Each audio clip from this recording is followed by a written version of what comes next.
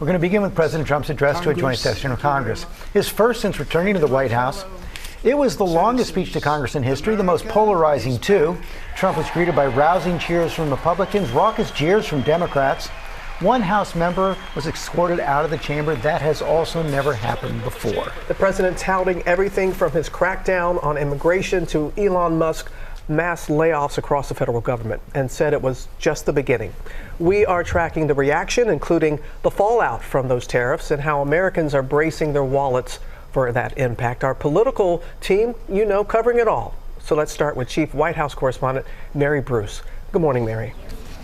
Good morning, Robin. Well, this was the longest address to Congress in history, but it was also one of the most combative. For roughly 100 minutes, the president lauding his flurry of actions in office so far with the full support of his party enthusiastically united behind him. But it didn't take long for the deep divisions in this country to be on full display.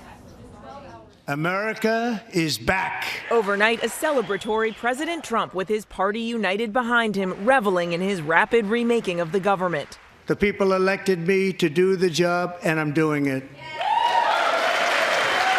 But the chamber divided from the start. Democrats interrupting just 4 minutes into the speech. Texas Democrat Al Green heckling the president, shaking his cane at him.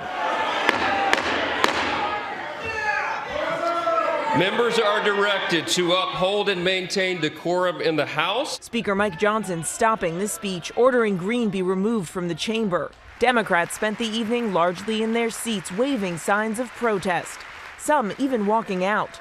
The president taunted his opponents, highlighting his policies with many false allegations and claims, at the same time saying this. I look at the Democrats in front of me, and I realize there is absolutely nothing I can say to make them happy or to make them stand or smile or applaud. Nothing I can do. With the economy top of mind for so many, the president defending his sweeping new tariffs, just hours after sparking a trade war with the country's biggest trading partners, Canada, Mexico, and China, sending the markets reeling. Trump making clear he sees tariffs not just as a temporary negotiating tactic, but a tool to enrich the country. Tariffs are not just about protecting American jobs.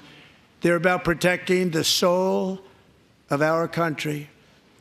Tariffs are about making America rich again and making America great again. But economists warn they will lead to increased prices. Trump nodding to the potential economic pain the tariffs may cause. There'll be a little disturbance, but we're okay with that. It won't be much. And promising to put in place reciprocal tariffs on April 2nd. Whatever they tariff us, other countries, we will tariff them.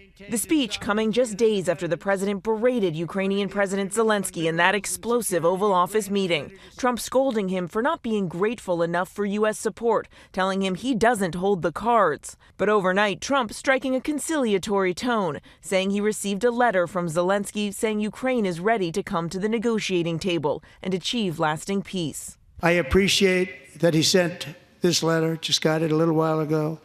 Simultaneously, we've had serious discussions with Russia and have received strong signals that they are ready for peace. Wouldn't that be beautiful? Wouldn't that be beautiful? And he launched an all-out sales pitch for his efforts to take on the federal bureaucracy and slash spending. The man in charge of DOGE, Elon Musk, there in the chamber, getting a standing ovation from Republicans, responding with a salute.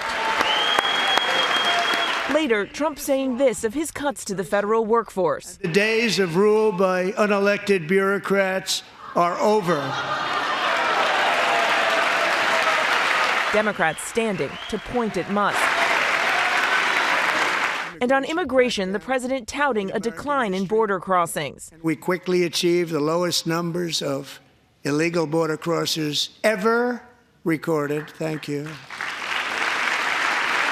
And asking Congress to send him funding to fulfill his promise of mass deportations. Americans expect Congress to send me this funding without delay so I can sign it into law. Throughout his remarks, the president recognizing everyday Americans, like 13-year-old Texan DJ Daniel, who's battling brain cancer and aspires to be a police officer. Trump making him an honorary Secret Service member.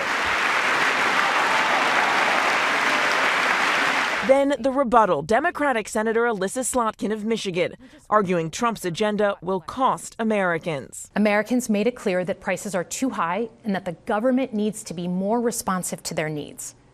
America wants change, but there's a responsible way to make change and a reckless way.